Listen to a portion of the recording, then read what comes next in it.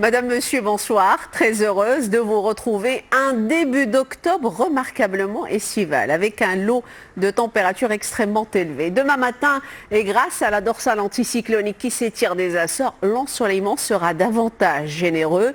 Mais pas pour tout le monde. Il faudra composer avec un ciel pommelé, éventuellement si vous êtes près de l'oriental ou encore l'ensemble des villes côtières. Le tout avec un vent sensible qui va souffler en rafale sur le Tangérois et par intermittence sur le nord des provinces sahariennes. En deuxième partie de journée, c'est un soleil de plomb qui vous attend sur la plupart de nos régions. Alors surtout, profitez-en. Côté Mercure, au petit matin, ambiance agréable, mais parfois contrastée. Une fourchette comprise entre 13 et 30 degrés, en passant par 19 pour Tétouan, à se partager avec la ville de Dakhla pour votre après-midi. Certes qu'on va amorcer une légère baisse par endroits, toutefois, la chaleur reste de rigueur. On attend 34 à Fès, comptez 39 pour Agadir. Et c'est la ville de Laayoune qui remporte la palme de la température la plus élevée avec une jolie pointe de 42 degrés. Cette séquence estivale sera toujours valable pour la journée de mardi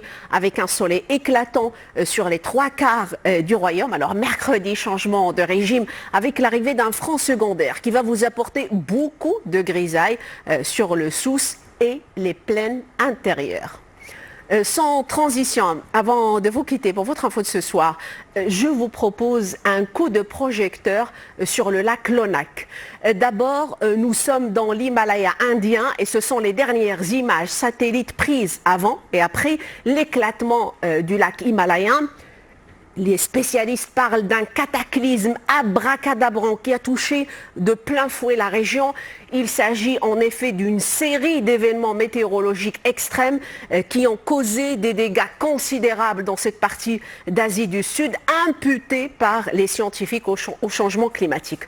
Pour l'heure, les opérations de recherche se poursuivent. La rivière qui s'étend sur 86 km a débordé dangereusement, entraînant d'importantes destructions.